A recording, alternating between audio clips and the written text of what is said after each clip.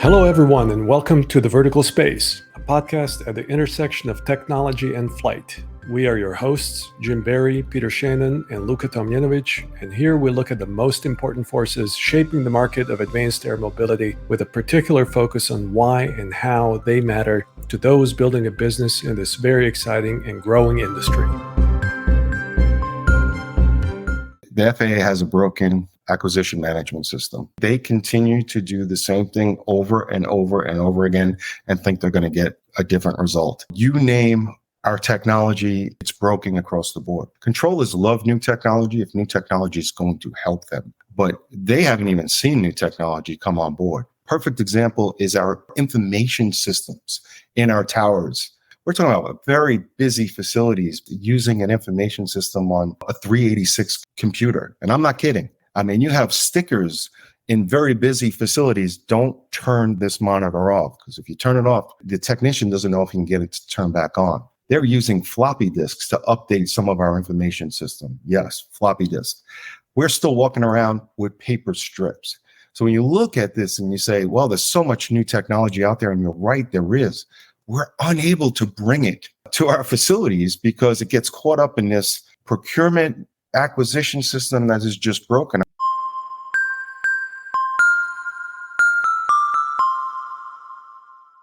Hey everyone, welcome back to The Vertical Space and a talk with Paul Rinaldi, president of Rinaldi Consultants, and Paul served as the president of the National Air Traffic Controllers Association, NATCA, for over 10 years. Listen, I couldn't wait for this discussion with Paul, and you'll enjoy our talk, I think, for a few reasons. One, I believe how we integrate aircraft, drones, and air taxis into the vertical and perhaps the horizontal space will be more challenging than most realize. That as we build things that fly, those who haven't spent their time around air traffic tend to minimize the complexity of integration. Paul shed some light here. A lot has to be done to improve today's air transportation system. There is low-hanging fruit that will allow us to increase flights, reduce delays, and reduce flying times. Paul spends a fair amount of time talking about the improvements that can be made to today's air traffic system. And three, we can speed the deployment and the use cases of vehicles flying in the vertical space by addressing the reality of the air traffic control and management head on. Being ignorant of or pretending that the challenges don't exist or discounting the current system as something we're just going to have to change with AI or tech is minimizing the importance of what's being done today,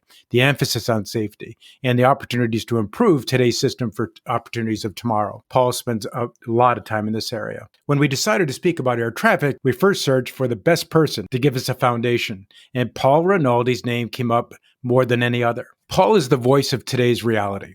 In his crystal clear messaging, he speaks to the way it is in air traffic, and by fully understanding the current state of air traffic, he helps to pave a way for the opportunities for modernization, from technology that was already approved and purchased 10 years ago that is yet to be fully implemented, like TFDM, to technology today that could improve our system, to opportunities for tomorrow as we integrate all things into the vertical space. Paul is also the voice of tomorrow. Paul is an extraordinary NATCA leader and is a great leader for today's innovations because he also finds common ground to a better solution. Luka even asked Paul why he believes in ideas that are not often tied to labor or unions, and it's just one of the traits that makes Paul special. He finds common ground to improve our system. That's his reputation for today's system and for tomorrow's system. I know Paul just a bit, but I've known of Paul for over 20 years, and I've admired his clarity of thought, his clear messaging, his intelligence and toughness, and his ability to work with anyone and everyone. I will also say that talking to Paul reminds me of the many air traffic and traffic optimization experts I know and have known and worked with throughout the years. They, like Paul, are super competent, direct talking, passionate leaders who understand that safety first is immovable. They have helped to make our air traffic system what it is today and will be at the foundation of a better, perhaps more automated system of tomorrow. Paul, thanks for joining us, and to our guests, enjoy this special treat as you listen to Paul Rinaldi as you innovate air traffic in the vertical space. This episode of the Vertical Space podcast is brought to you by UAvionics. UAvionics is the leader in low size, weight, and power certified avionics for manned, unmanned, and advanced air mobility aircraft. Let UAvionics help you achieve your goals, whether that be type certification, airspace access, or beyond visual line of sight operations. UAvionics has certified and certifiable communications, navigation, and surveillance avionics for your aircraft. So head over to uavionics.com or Google it to see how you can start flying safer and move your platform forward into shared airspace.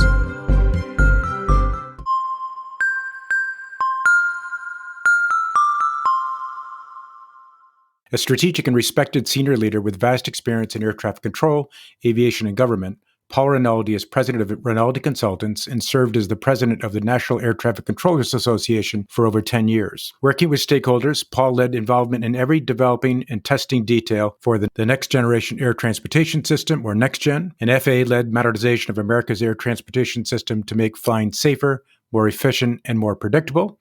And 2, the En route automation modernization, or ERAM, the FAA air traffic control system designed to enable use of future capabilities to efficiently handle traffic growth and safeguard a more stable and supportable system. Paul testified 17 times before the House and Senate committees on a wide range of issues, advocated for the issues most important to NATCA and aviation safety, and represented NATCA in every medium. He is a speaker at industry events and conferences, nationally and internationally, is the recipient of significant awards, serves on the Executive Council of the AFL-CIO, and an active member of industry advisory councils and the Boy Scouts of America. Paul Rinaldi, what a great pleasure to have you on the Vertical Space. Welcome. The honor is mine. I'm happy to be here. So, Paul, on this talk, we want to give a broad perspective on the U.S. air traffic system. And obviously, for a lot of our listeners, they are really concerned about the integration of all things flying, UAS, eVTOL, and the like, as it enters the U.S. airspace. And, there are fewer, in fact, I don't think there's any better person to talk to on this topic than you. So we just want to make sure that you can help educate and inform our listeners on what they're about to experience. And we want to be able to get your expertise on how this integration could all occur. So we're really looking forward to this. Now, we got to ask you the same first question we ask everybody, Paul. And my guess is you're going to be able to, this is a good one for you. Is there anything that very few in the industry agree with you on? I think that the aviation industry is kind of built with a whole bunch of subset groups that have their parochial issues. So whatever issue I would be on, or whatever side I would be on an issue, there's always a coalition you can surround yourself with. But there's a lot of issues that are 50-50 for sure. Well, you got to give us a little more than that, Paul. So, all right, let me poke here a little bit. There will be some who will be listening right now and say, you're talking to a person with obviously a distinguished past in many areas. But as a union leader, and a great one at that, they may feel that you have a perspective here that may be and justifiably biased. But as people are listening right now, what do you think they may be thinking because of your past, in a very strong labor and union past? Where would you say some people listening may say, he's going to say some things that may be a little bit controversial? That's a fair question. I think thinking that I am your quintessential labor leader, so to speak, like cut from the mold. I'm not. I really focus on win-wins for everybody when I work issues. And sometimes I look at some of the other unions around the country. I sat on the AFL-CIO Executive Council for over 12 years. And sometimes there's just not a win-win situation. There's no compromise at all. And I get very frustrated with that. So Paul, when you think about some of your recent battles, what were some of the examples where your thoughts diverged the most from consensus?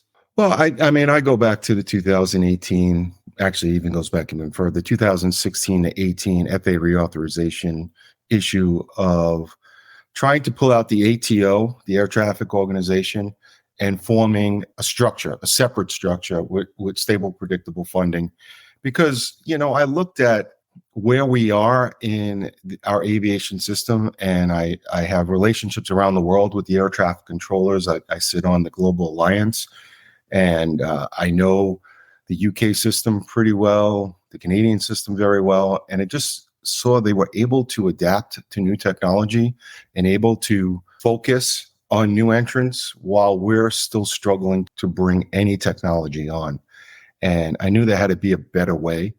So I stood up for, some will call me privatization, Paul. It wasn't a privatization issue as much as it was let's find a structure that works for this country so we can have the most robust aviation system in the world. This topic of privatizing ATC, and I'm using privatized in air quotes, has come Sure. up in our podcast several times now. Why is it such a contentious issue? Can you unpack this a little bit more for our audience? What are the arguments in favor and against?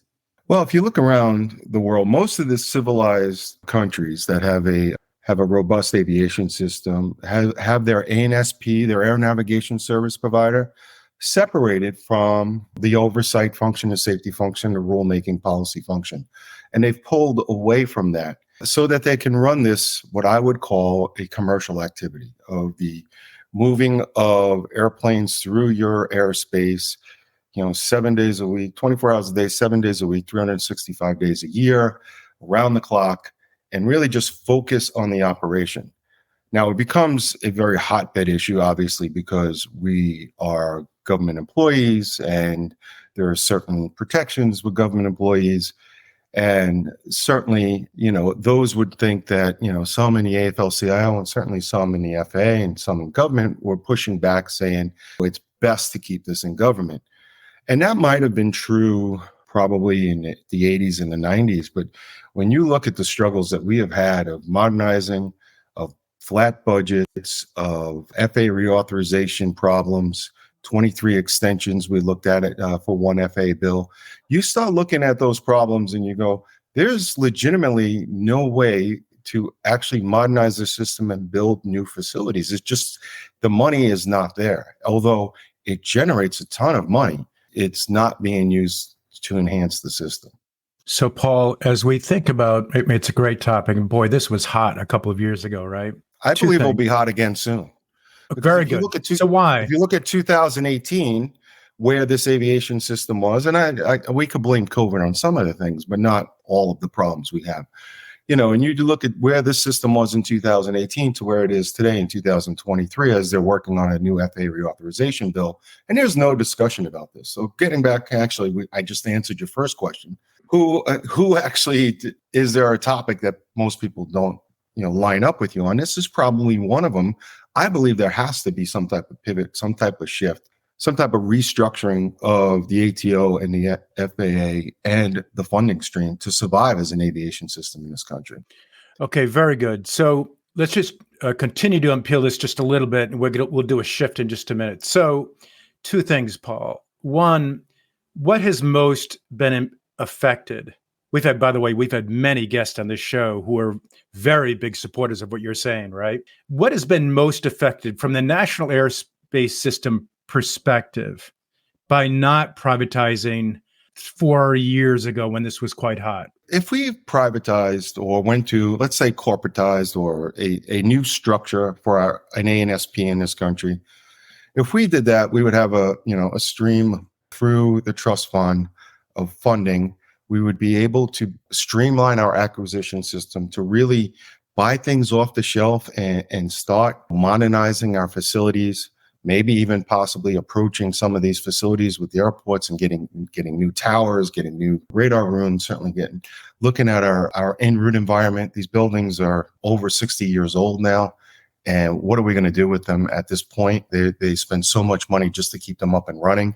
There's no reason to have, I know this is another hotbed issue, there's no reason to have 21 en route centers in our country, but you're not going to be able to take one out of a legislature's district, right? So what could we have done better? The people that are anti against this said, look, nobody lost their job during COVID because we were still in government. And I go, I don't really buy that as we were running the FAA system, because normally the FAA is funded by about 92 to 93% through the trust fund, through the Airport and Airways Trust Fund. And that was empty. They'd emptied it out during COVID. Obviously, people weren't flying. So the FAA had to be funded 100% through a general fund of Congress. In essence, a bailout through the general fund. As they did and helped the airlines, helped other industries, the restaurants, they would have kept their air traffic control system up and running and nobody would have lost their job. So let's say we had corporatized, privatized 4 years ago. What effect would it conceivably have had on advanced air mobility so far? And what potentially could it help with going forward? Yeah. So I think the rulemaking would still be in the legacy FAA or, in the authority. So they'd still be struggling through the policy and the rulemaking. But I think that we would have more of an open attempt to introduce these new vehicles into the system. I find that around the world, while they really bend over backwards for the operation, because the operation feeds the ANSP because there's a user fee. And that's another, that's a hot button for me to talk about, a user fee, general aviation and business aviation. And I'm not saying they should pay a user fee, but I would say you have an FAA structure today that spends a lot of time on these new things, whether it is eVTOLs, whether it is drones, whether it is commercial space.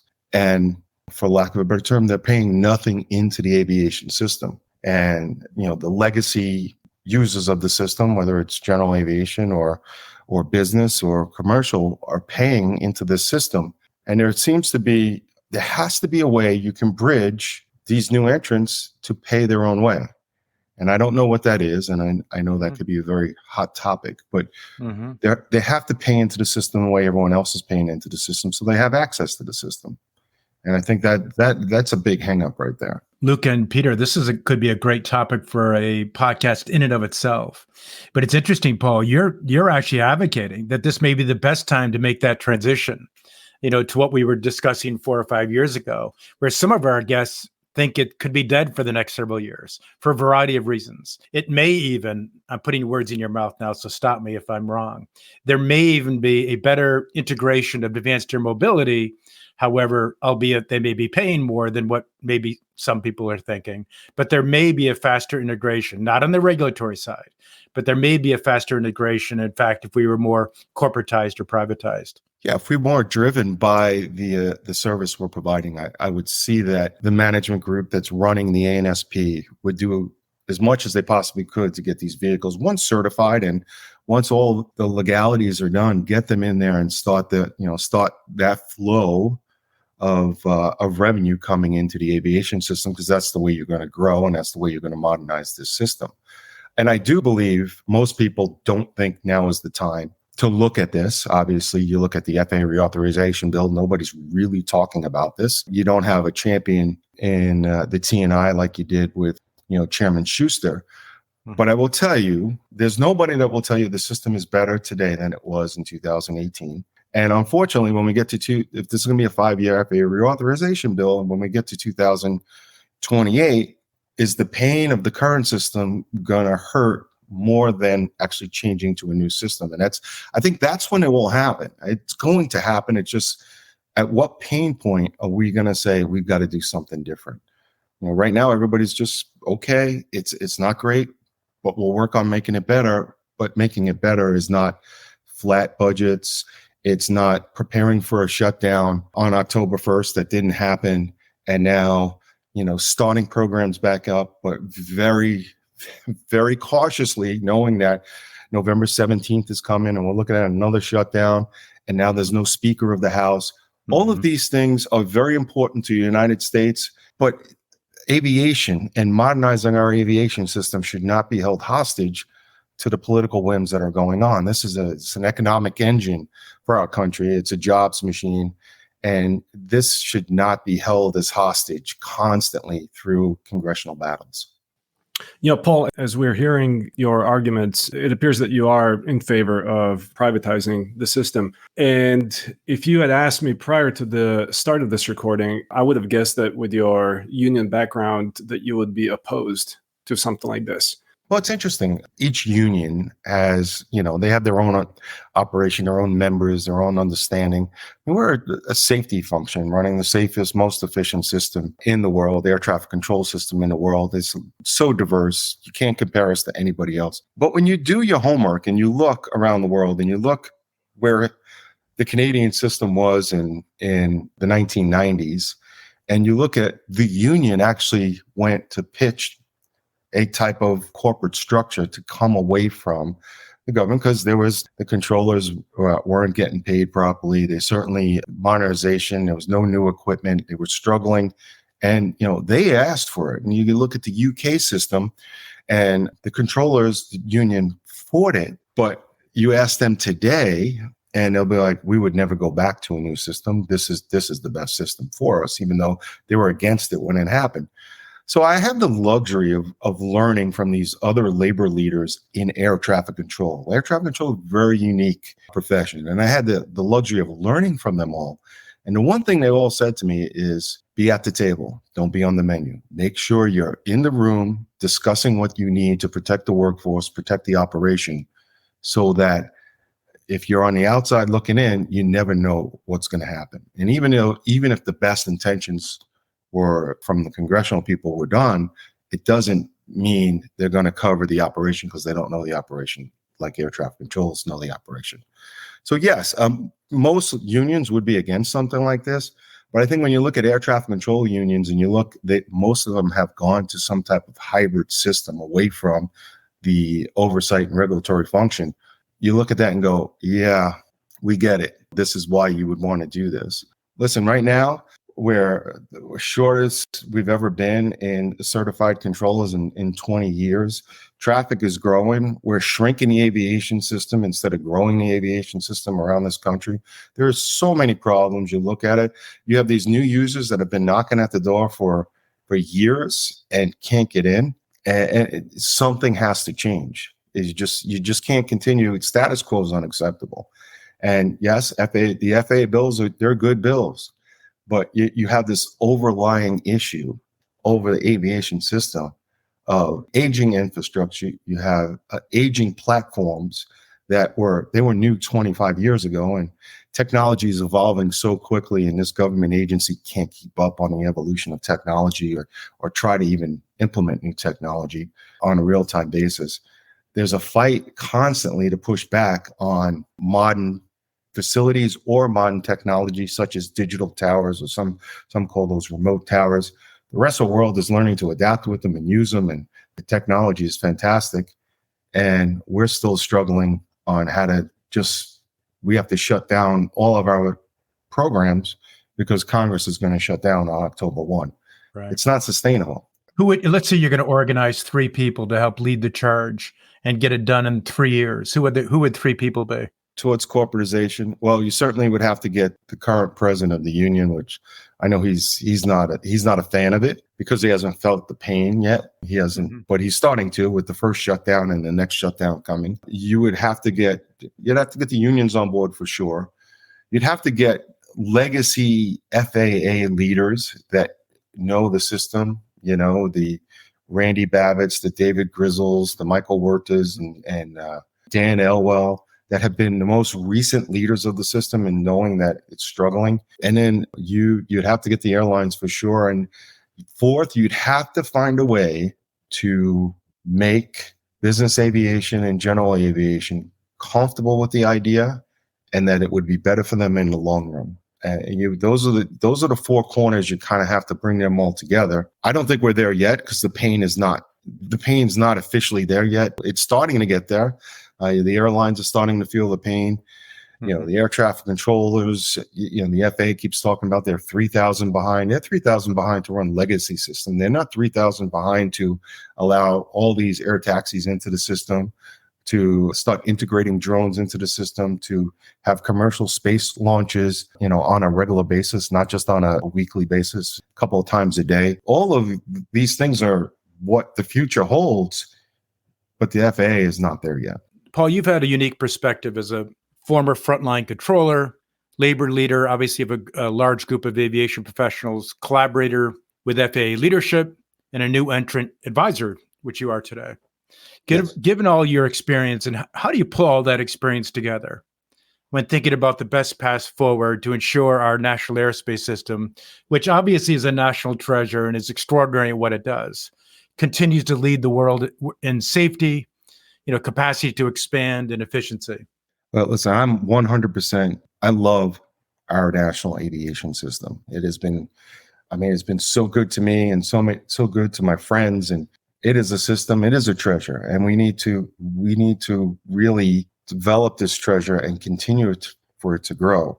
When Joby reached out to me, the first thing I thought was, well, I didn't know much about them, and when I start looking up that company and getting to know Joe Ben and talking to some of their leaders, like Bonnie Simi and Greg Bowles, I went, yeah, this is the right spot. They have the right approach. They have a piloted vehicle. They want to integrate in the current system. They want to talk to air traffic controllers. Before that, there was a whole bunch of, while I was present, there was a whole bunch of companies that were saying, no, we're not going to need air traffic controllers. We're going to self-separate. We're going to do all this. No, you need the controllers to put some type of order, semblance, and safety into the operation. So Joby was, to me, was the perfect fit. So you've said a couple of things there that we want to peel back just a bit. It's you've talked first of all about people who you talked about piloted vehicles, and my guess is that you feel there's a role for automation in the future. But we can talk about that because obviously Joby's talked about the potential automation in the future, and there are many who would say you're not going to get to the profitability that they're expecting to have without a more complete automation. Number two, you talked about talking to controllers, and given the mission of Joby, they see that mission is very much coexistent with routes that today where people talk to controllers. So my guess there's an awful lot of the existing eVTOL companies that have similar missions that you would equally support.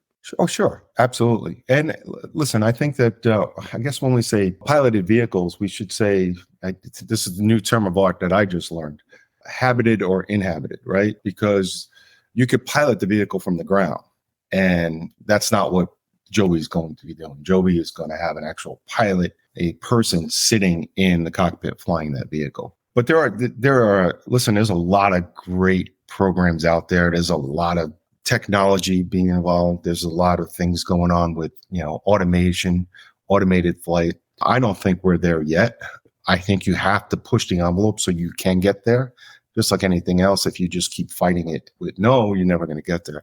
So you have to push and think about it. Obviously, you have a big battle with the pilot unions because they don't believe in one person in the cockpit. Never mind no person in the cockpit, right? So that's one thing you have to overcome and work with and try to coalesce them, so to speak. But no, there's a lot of companies out there doing a lot of great things. But to me, Joby they were the right fit. Paul, before we have a conversation about the opportunities to innovate in broadly air traffic management, taking a step back from advanced air mobility, but just looking at the current state of affairs, you highlighted a few issues as it relates to personnel, supply challenges, antiquated infrastructure, et cetera, et cetera. What other bottlenecks exist, obvious flaws, other than the ones that you mentioned, in the air traffic management system, in the national airspace system, that leads you to believe that we are approaching capacity limits? What are those bottlenecks and what impact are they having on air traffic? Well, that's a great question. And, if you look at currently what the FAA and the airlines are doing in the New York area and some of the airports on the East Coast that have, a slot program, they're allowing the airlines to pull back on the slots because they just don't have enough controllers to operate at peak performance. So in essence, we're talking about growing an aviation system and we're actually shrinking it as we speak. And you look at the challenges that we have with down the East Coast going to Florida routes from the Northeast to Florida, the challenges we have with the airspace, whether it is a commercial space launch or it's, DOD doing their exercises and the limited airspace that we have and how everything needs to be funneled through there. There has to be a more dynamic way of looking at things because, we're struggling. Describe this in a little bit more detail, please. The process of allocating slots, the process of managing the flow of aircraft, of spacecraft. Get us a few layers deeper so that the audience really understands the core of the issue. Yeah, if I may jump in, I think the one thing you said that was among many that was very important is when you consider the slots into New York and the allocation of the slots, and you're saying that the airlines are not able to optimize those because of the labor shortage. I mean, come on, that's a big deal. Oh, it's a huge deal. And you look at it and it's not just the airlines saying they can't do it. The FAA is asking them not to because the FAA is realizing they don't have enough controllers to maximize the amount of slots for the airports in New York. A lot of it has to do with New York TRACON, but it's not New York TRACON alone. I mean, many of our facilities are short-staffed. New York Center also has some short-staffed issues and some training issues that they're struggling also.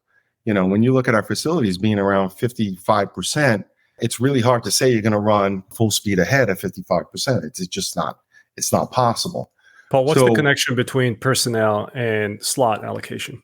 Well, the connection between having your full allocated air traffic controllers, let's just say for the shift, you're supposed to have 16 air traffic controllers, and you're going to be able to open all 10 positions with those 16 bodies, being able to work an hour and a half or so, and then giving them a half-hour break, and then letting them clear their head and get back in there and work a different sector.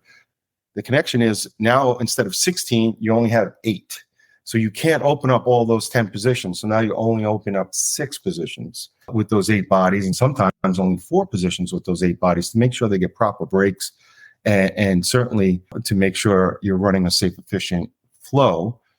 But at the end of the day, capacity, you have to decrease the capacity because you don't have the ability to open up all those positions. So Paul, here, and so some of our listeners, I mean, this is a significant deal for, again, traditional aviation. So there's 2 things, correct me, Paul, where I'm wrong here. If this is anticipated in advance and the airlines know that there is going to be a shortage in labor, what they're doing is they're pulling back on their schedule where they should be able to bring in a lot more flights per hour. If you're talking about 20, 30, 40% reduction on the labor side, are you also talking about a corresponding reduction, 20, 30, 40% in the schedule for, LaGuardia, JFK, and the like? It's a great question. And I don't think it's an even, 30% less controls, so 30% less flights. What you're looking at is your peaks. You have arrival banks, you have departure banks. Are you able to accommodate a departure bank and being able to open up both departure sectors for that airport and both arrival sectors and 2 finals, right? So you have to see exactly what your allocation is. The airlines are pulling back on their schedule, somewhere around 10 to 15%. They're pulling back because the recovery, we've watched some of these severe storms come through, a line of thunderstorms from, Mexico through Canada coming through and really disrupting aviation. The recovery, it takes so much longer because you don't have the ability to open up those positions. So there's 3 things going on here, Paul, that could be affected by the shortage. One is a pullback in the schedule if they anticipate in advance. And you're saying that is happening. Number 2, during off-schedule operations, usually due to weather and the like, with the delays, when you're not staffed up, there's far greater delays than would be necessary because of the shortage of the controllers. And then number 3, the recovery takes a lot longer as well. Those 3 things go right hand in hand with the reduction of air traffic controls. You're running at 50%. COVID still exists. The flu exists. Things, you work in very tight quarters. You work side by side. You touch each other's equipment all the time. Your keyboards. All you have to do is have, a cold, and an air traffic controller taking anything stronger than a Tylenol has to get a waiver from the flight surgeon before they're even credentialed to come in to work. So all of this just kind of adds up to, we've got a problem and we've got to figure out how to fix this problem with the air traffic control shortage. So the pain points that you're describing, and I would love to learn what additional things limit throughput in the NAS today, and to what extent the phenomena that you're describing is local to the Northeast as opposed to being relevant to the rest of the country. However, it seems like what you're describing would create an opportunity for technology solutions to come in and fix the pain. To what extent is this happening, and how open is the system to new technology? Well, that's a whole separate podcast in itself, but I'll kind of give you the Reader's Digest version, I guess, is, listen, the FAA has a broken acquisition management system. They continue to do the same thing over and over and over again and think they're going to get a different result. And you name our technology, it's broken across the board. Controllers love new technology if new technology is going to help them, but they haven't even seen new technology come on board. Perfect example is our information systems in our towers. We're talking about very busy facilities using an information system on, a 386 computer. And I'm not kidding. You have stickers in very busy facilities. Don't turn this monitor off, because if you turn it off, the technician doesn't know if he can get it to turn back on. They're using floppy disks to update some of our information system. Yes, floppy disks. We're still walking around with paper strips. So when you look at this and you say, well, there's so much new technology out there, and you're right, there is, we're unable to bring it to our facilities because it gets caught up in this procurement acquisition system that is just broken. I mean, if you just look at the terminal flight data management system alone, right? That's supposed to bring us electronic flight strips in our facilities. It's supposed to give us traffic flow information. It's supposed to be collaborative vision for surface decisions to be made. It's supposed to consolidate all these systems together. Again, too big of a program, and it's going to be the greatest thing. There's controllers that are working on it. They went from, it's going to be in 89 facilities deployed by 2022, starting the deployment and being done by 2027. Okay, COVID happened, so let's take the COVID time out of there. But right now, I think we're looking somewhere in the 30s if it gets deployed, 2035. And keep in mind, that'll be a 20-year-old piece of technology that they built. And more importantly, instead of 89 facilities, because of contract overruns, you're now down to like 40-something facilities. And by the time you start deploying it, you'll be somewhere around maybe 10 or 15 facilities. If someone doesn't come in and go, oh my gosh, we just spent $1.5 billion on this program and it's a piece of junk. We have to scrap it and start over again. Paul, that example I just gave you has happened time and time and time again on many, many, many programs. And it just continues to go there. And I don't blame Congress for going, well, we got to give the FAA more money, because the system is broken. That's why if you give them more money, you're not going to get better results. That's the biggest problem. TFDM, I think, was awarded about 10 years ago. And it was one of the programs with the most clear, significant, and measurable value to the system. And you're saying it's potentially delayed. A lot of it's delayed several more years. Delayed several more years. I think they started to deploy it in one facility and there's major problems and they're going back to the drawing board. It really is. It's problematic. When the rest of the ANSPs that I described that went, some type of corporate structure would buy something right off the shelf and put it in there. I mean, the Canadian Exceeds program is around the world and seems to work wonders for controllers, and watched controllers work it, and it's wonderful. But in our facilities, brand new towers that they built to have electronic flight strips, they had to put printers underneath the counters so the flight strips still come out so that the ground control can hand the local control a flight strip. It's bizarre that we're still doing this. They're still handing off paper flight strips and in those little chalks from position to position. Wow. Well, sometimes they can't use those little chalks because they made the countertops. Some places like the brand new San Francisco tower, they made the countertop so small so they can't use so what the controller has just the paper lined up in front of her. And if something happens, someone sneezes, you never know, right? I mean, it's absurd what's going on there. And yet these controllers day in and day out do an amazing job of running the amount of traffic they run and the safety system that they run. And it is hurtling over. There's no technology helping them at all. So, Paul, given your understanding of the process, what do you see as the technologies that are kind of the lowest hanging fruit that could alleviate the current pain and that could actually get through an adoption process? Well, the interesting thing now, I think the FAA, that people talk about fix on fail. The FAA is at fix on fail mode on most of their legacy systems. There's no maintenance going on. And it's even worse than that. It's not even fix on fail, because if it fails, how much of an negative impact will it have on the NAS? And we have equipment that's down that they just, we'll get around to it. We don't have the parts. We have to try to cannibalize parts from other systems to try to rebuild it. So when we look at the new technology out there, and you look at the Canadian system and the SkySoft and SkyGuide, the Switzerland system, they have an AI function that actually can give the controllers a tool of conflict resolution and before it's even airborne, right? I mean, you could resolve these issues, and you just go, we're not even close to getting there when we can't even get, an electronic flight strip. So there's technology out there, but to say low hanging fruit of technology, we need to stabilize our current technology.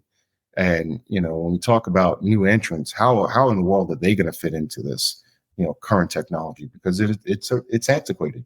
And Paul, do you see the future of air traffic control communications remaining as voice, or do you see, even the limited use of data links today expanding alongside that in some way? What is that going to happen? And if so, what does that path look like? Well, I would love to see it happen. All of these things that we talk about, bringing new technology on and training controllers on this new technology, takes bodies, right? And in many of our facilities, we don't have extra bodies sitting around to then come off the boards and go into training for a week or so to learn new data links and how to do these new procedures. We just don't have the ability to do that without hurting the operation. So we're hyper focused on the operation first for obvious reasons, the safety of the system and certainly the efficiency of it. That's first and foremost. So the modernization comes after, but you have to get the controller ranks up to where they need to be. They're so far behind of our current system. And you talk about the new entrants, we need so many more controllers. And I know the secretary said something about 3,000 more controllers. I think 3,000 more controllers is just to get us healthy enough to run the current system and modernize the current system, not the new legacy entrants. I may be naive in asking this question, but I'm trying to get to the root of why the acquisition process is so broken. People must be looking around and recognizing that floppy disks and 386 PCs and monitors that you can't turn off, they must look at this and have the same realization as we on this podcast. So where is the leadership here? And how do we continue growing the system with this kind of acquisition system in place? What needs to happen for some things to change?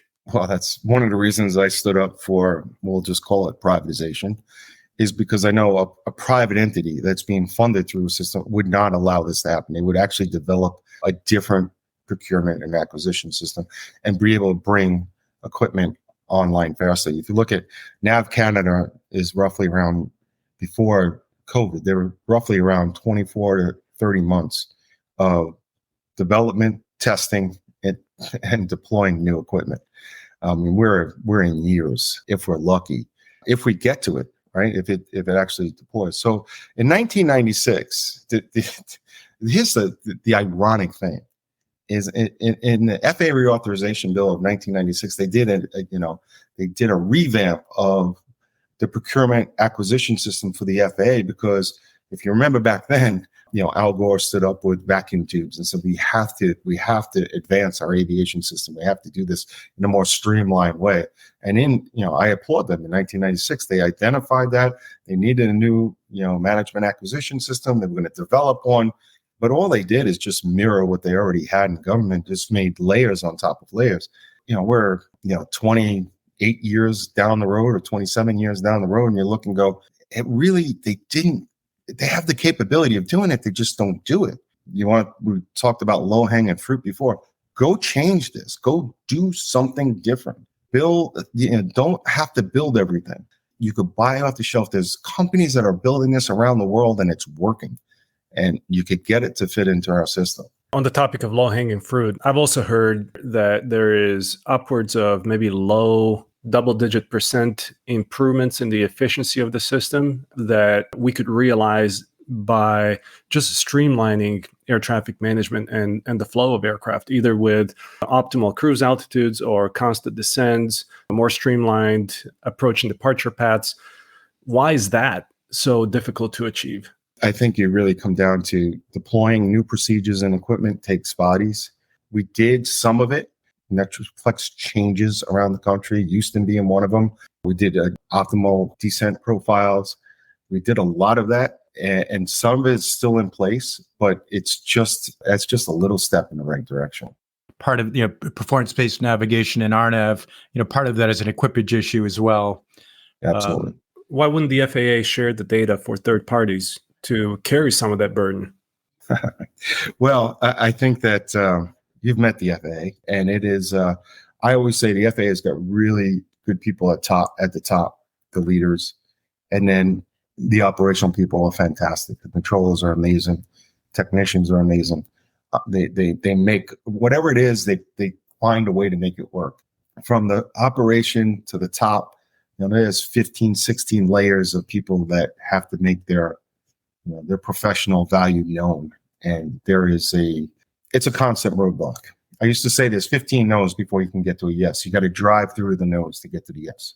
I'm going to try to turn this beast in another direction, and it's not going to be easy. I will say with potential Michael Whitaker at the helm, I think things are going to improve. And I know you think well of Mike as well, Paul. But let's do this. Let's assume that some of the issues that we've talked about today either is stabilized or, we get more controllers and let's say there's a level of corporatization that you're really happy with, Paul. And so let's assume that's taken place to some degree. And we have all of these new entrants that are coming into the system and will come into the system. And let's say you're the czar of advanced air mobility. What would you implement that would help to ensure the smooth and efficient integration of drones and eVTOLs into the space? What's kind of some of your top of mind thoughts? So eVTOLs, for sure. I've given this guidance certainly to Joby and anyone else that is asking. You got to crawl, then you can walk, then you can fly, right? You have to do it slow. And if you think you're going to be 70 eVTOLs out of LAX on an hour, and that's the business plan. That's going to take years to get there, right? The controllers have to build trust. The passengers have to build trust of these vehicles. And certainly, you have to understand the value to it. I think you have to use the legacy routes that we have. I mean, that's something that I've been really focusing on talking to air traffic control and developing that trust between the controllers and the pilots of these vehicles. And then I think once you develop that trust, then you can increase pretty quickly, I would think. For eVTOLs, it's an easier path for eVTOLs with a pilot. With drones, it's pretty fascinating, right? I would look at more of segregation for drones than I would integration, because we don't have enough controllers to work from a blade of grass up. We just don't. I mean, I know there are those zealots that say we will control everything from a blade of grass up. And well, first, why would you want to do that? We don't have the technology. We certainly don't have the equipment. We don't have the bodies. So it's more of a segregation when it looks at drones beyond line of sight, and it's more of knowing exactly where that drone can be and stay. The drone staying out of the commercial airspace, and the commercial airspace aircraft staying out of the drone's airspace, right? The interesting thing is, someone asked me one day, and I know this might be a bridge too far to think about now, but maybe there is a bifurcated system that everything that you need to run your current legacy system, and your approach paths, your airport areas, your departure paths, and everything from 700 feet and above, you need to run your legacy system that stays within the current legacy system. And somehow the technology companies that have the ability build another ATM for the other system to bifurcate that out. Now, granted, that is futuristic, but I don't see this current legacy system getting there. And they have been patient. They've been super patient to integrate. And I just don't see integration as much as segregation. To me, the idea of segregating the airspace is a step backwards, especially given that drone operations at scale will not be managed by controllers. It will have to have significant levels of automation and safety layers on top. Having a system that is not fully integrated, where you can really take advantage of these new capabilities that drones offer, that seems like a bit of a disappointing future, at least in my mind. Yeah, I mean, listen, you're certainly allowed to look at it as a disappointing future, but I think it's access to airspace you don't have right now, and it's the ability to segregate and start doing, whether it's drone, if it's deliveries or technology, whatever the drone is doing. You're right. The controllers aren't going to be able to keep up with them. But if you're going to integrate it into airspace that controls controlling airspace and responsible for this vehicle that's flying around and they don't know what they're doing, I don't see how that ever integrates. Yeah, well, I'm mainly talking about the low-flying drones. So the interesting thing with 400 feet, when I say that's segregation to me, just stay away from the arrival departure pads at the airport, stay away from the airport control area with that. And if you are bringing that drone into a controlled airspace, you would talk to a controller via remote pilot or whatever that is, that this vehicle's coming and making a beeline right into signature over your departure, over your arrival runway. Then you would know what that aircraft is doing or that vehicle is doing. But if you're talking 400 feet and below, that's what I talk about. The controllers aren't in that airspace. We're not separating 400 feet and below. I'm not worried about someone flying their kite or a blade of grass or just above the roof of my house. I'm on the arrival path of Dulles. That aircraft comes over 1,500 feet. I'm not worried about 400 feet and below, right? If I'm worried about that aircraft. So to me, I think we're kind of saying the same thing. I'm using a word that you don't like, though, when I say segregated, but segregation to me gives you an operation. Would that same thinking apply to controlled airspace that extends down to the surface around some of the major airports that also are overlapping and covering large areas of cities? That airspace is controlled all the way down to the ground. So flying a drone 400 feet, the controller community would be okay with that? Well, that would be where you would have to integrate, right? That would be where there would have to be some type of communication, whether electronic or verbal communication going back and forth for the controller that, let's just talk about the heliports over the Hudson, right? Those controllers, they're controlling them, they're going down into the heliport and they ask for clearance and they pop back up. They're VFR. But you need to know that there is other vehicles flying in there, automated vehicles, and there needs to be some type of separation, certainly some type of, they're going to be responsible for calling traffic. If they are, they're going to need to be able to display that on their scope. And it's, that is a work increase for the air traffic controller. All these things have to be answered as you're going to do that. What's a realistic and practical path to execute on this integration, considering that the scale of these operations far surpass anything that controllers have seen today in existing aviation? Would controllers really want to see those on their radar scopes and talk to the remote controller that might be supervising 30 of these aircraft at the same time? That seems like a very clumsy way to integrate unless we bring in new technology. So what is this new technology that you see that could really help streamline this? Well, yeah, you would need new technology for sure. You would need more air traffic controllers if we're going to if we have to separate our current aircraft or through that 30 drones if we had to separate through that would be a lot of work for just one controller. Never mind have 100 of these things flying around. So the technology is going to have to be able to separate from known aircraft, other aircraft. But the controller is also if the responsibility is going to be on the controller for that, eVTOL or that helicopter to land on that heliport, and knowing that is a heavily used drone pad. I mean, I don't even know if it would be depicted on the radar scope that the controllers have. Very interesting. So it's somehow there would have to be some kind of either change in the responsibility for the controller, or there'd have to be some kind of technology for self-separation, as you've described, in order for, in this controlled airspace down to, below 400 AGL, in order for those drones to be able to integrate in this area, which for some, their business case is dependent on it. You're saying there has to be some kind of significant changes that have to take place. Not just some. There has to be a major paradigm shift. The separation responsibilities, certainly for the controller's responsibility for those aircraft.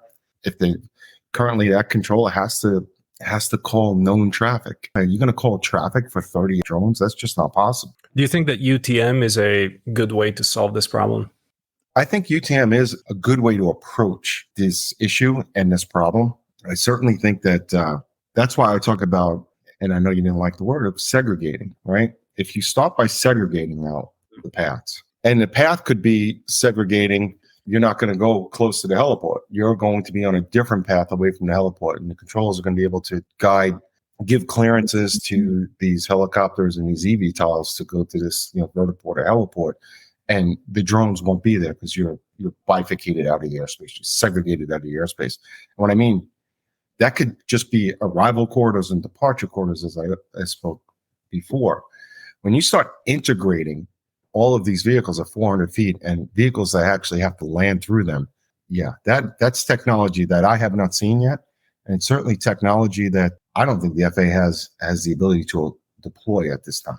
We saw some of these issues raised and addressed in the BVLOS ARC from a year or two ago. and the preliminary recommendations that they presented. If you're familiar with that, what were your thoughts on that approach, and specifically the idea that the UAS, if they could be aware of where the general aviation and other crewed aircraft were through, for instance, ADS-B, and listening to that they would take responsibility themselves for avoiding those aircraft, and you would put that on the shoulders of the UAS to get out of the way, when one of those aircraft is in the airspace, coming down below 400 feet.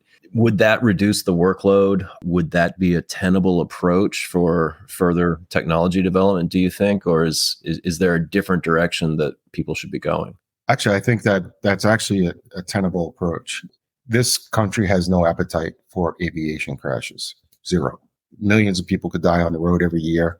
We could have, train accidents all the time. And it's just, that's like an accepted risk. You have one of these drones that's supposed to self-separate between a helicopter and collides. That could be the end of the drone community because of Congress, interfering. So if that technology exists, or to me, that is, I think you would be better off segregating yourself out of there than trying to integrate in that path. But that's just my opinion. But I do know that something happens, you get sucked into a jet engine or something, and it's catastrophic, God forbid. There's no appetite for that at all in this country. UTM becomes ATM awfully quickly when there's a situation between a drone and a crewed aircraft. Before we stray off this topic, when we look at the airspace structure around major airports, whether they are Class Bravo, Class Charlie airports, the controlled airspace extends down to the surface, maybe 5 or 7 or more miles away from the airport. Is a path to raising the floor of the controlled airspace to 400 feet, is that a path potentially forward to where they're segregating or making ATC happy? To bring that circle in a little closer, is that what you're saying? Yeah, there's probably a path to kind of streamline that. You got to remember that a lot of that stuff was the upside down wedding cake, what I call it, right? The small circle around the airport, then the bigger TRACON circle. As you get higher and higher, and then it's all controlled airspace. That was before I was born, basically, right? So you think about that.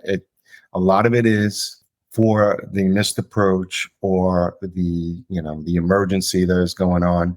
A lot of it is set up to, around, metropolitan airports where you have police activity, police helicopters, and certainly, medevacs.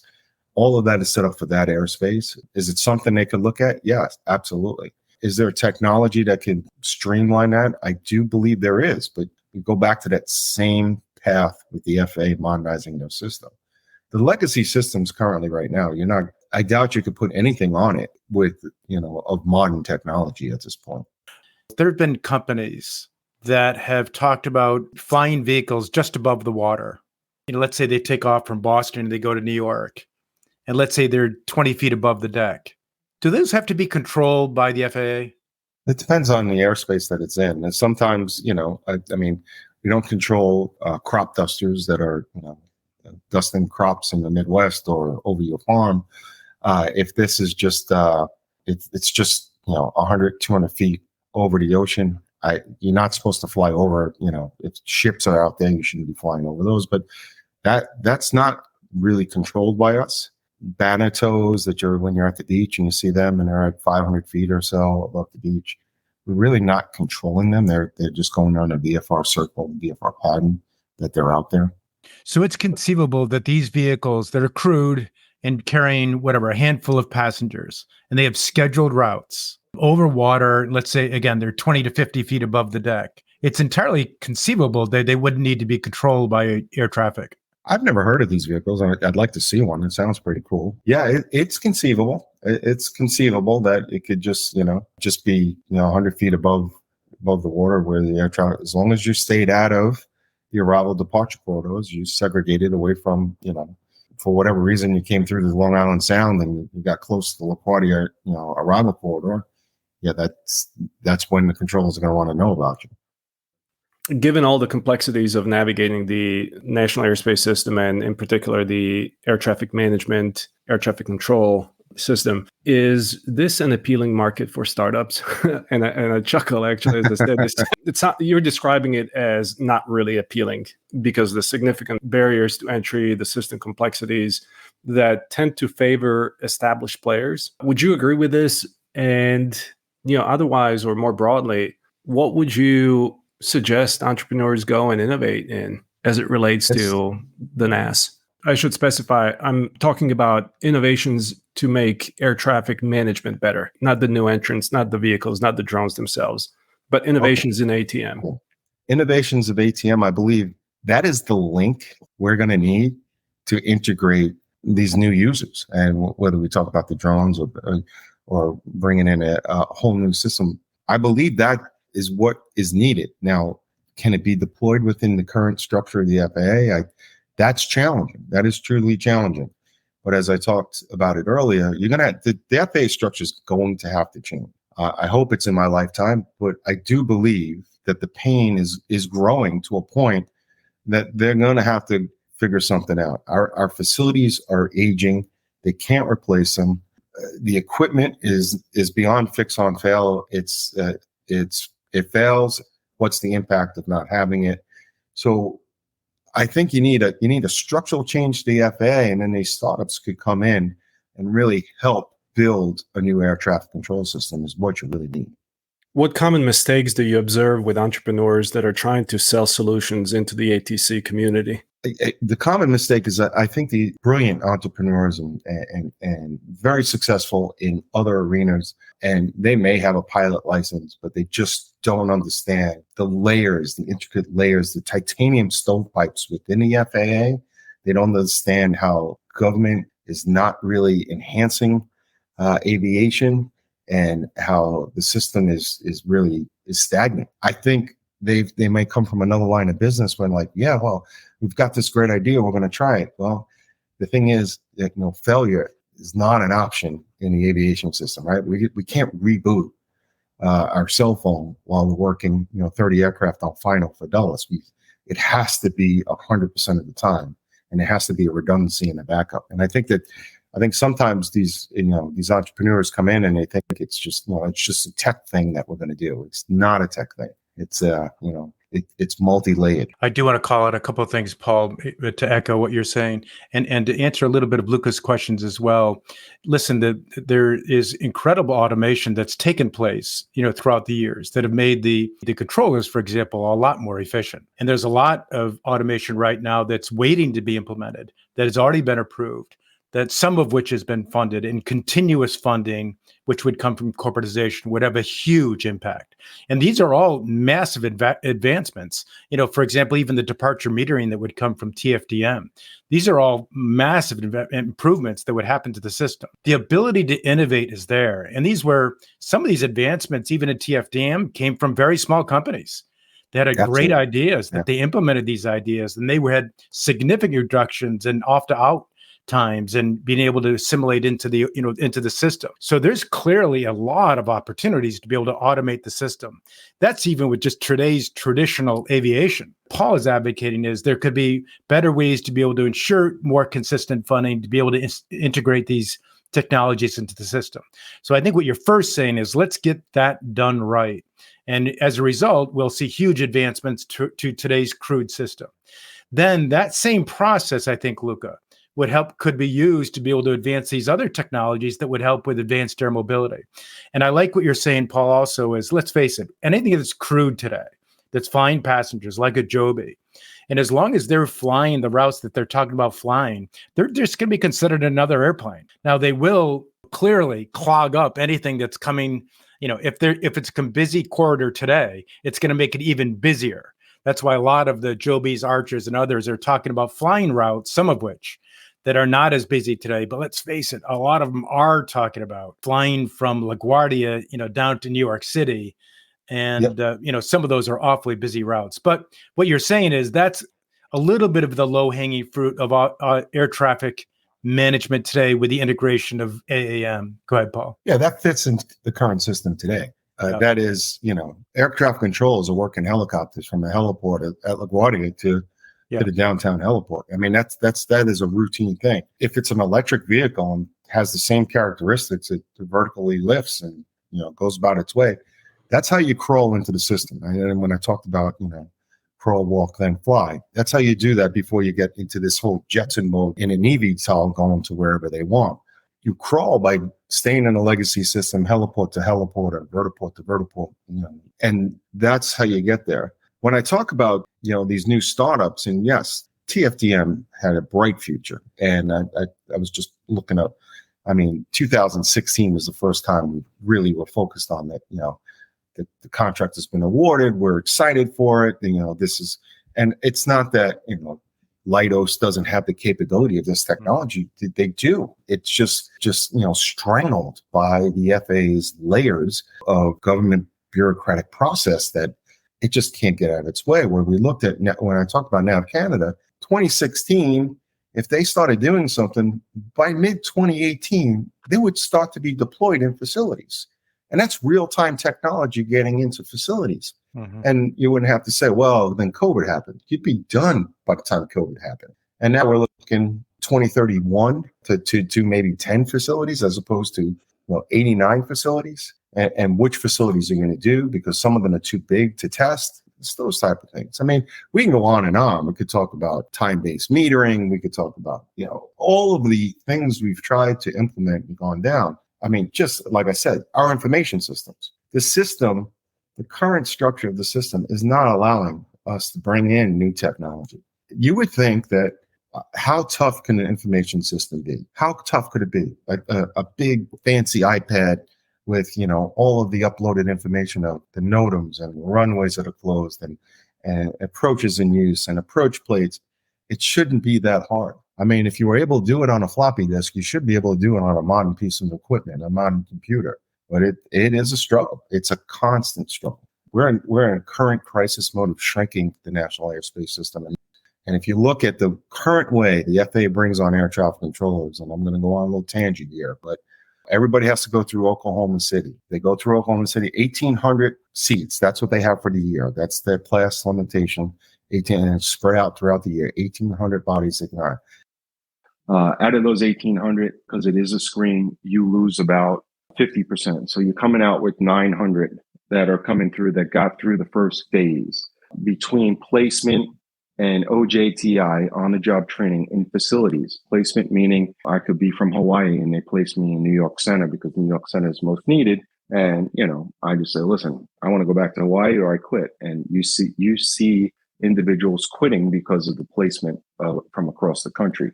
So between placement and OJTI, it leaves another 15 to 20%. Let's just say for, mathematical purposes, 3 years after you hire them, they're in their facilities, they're fully certified. You have 700 after 3 years that are fully certified. The FAA's attrition is going to be, for this year alone, is going to be around 800 to 900. So you're losing ground, right? You're already losing ground. It's going to get worse before it gets better type situation. So the FAA you've got to figure out, and this was a question that Michael Whitaker answered in the hearing, the FAA has to figure out an alternate way of hiring. We have these universities, great universities, Embry-Riddle, UND, Vaughn College, Butler, Beaver Community College, that have had air traffic control programs for years. There has to be a way that the FAA can go and certify these programs, make sure that while they're in school, that a background check is complete, a medical is complete. And then if they certify and pass this program, and then the FAA can give them an end certification test, then place them right in the facilities. The idea, the air traffic controllers that are at the facility, they want to make sure that they're getting somebody that knows the basics and understands it and is actually willing to do the job. And they'll train them and teach them. But if they continue to do business of hiring strictly through the Oklahoma City Academy the same way, they're going to have the same results. And 5 years from now, we're going to be talking about, we still have a controller shortage. We're in the process of reducing capacity through our national airspace system. And we have drones that are knocking on the door and eVTOLs that are knocking on the door. The commercial space wants to launch every day. The basic function of not having enough controllers prevents all of that from happening. Because if you don't have enough controllers, you don't have the ability to train and implement and develop new equipment. And then you're stagnant. If there's one thing I can leave you with, the FAA's got to figure out a way to hire more than 1,800 controllers to use these colleges as an ability, 4-year degree coming out of Embry-Riddle. I'm sure they'll be able to share the Oklahoma screen with Embry-Riddle and be able to get them right into the facility.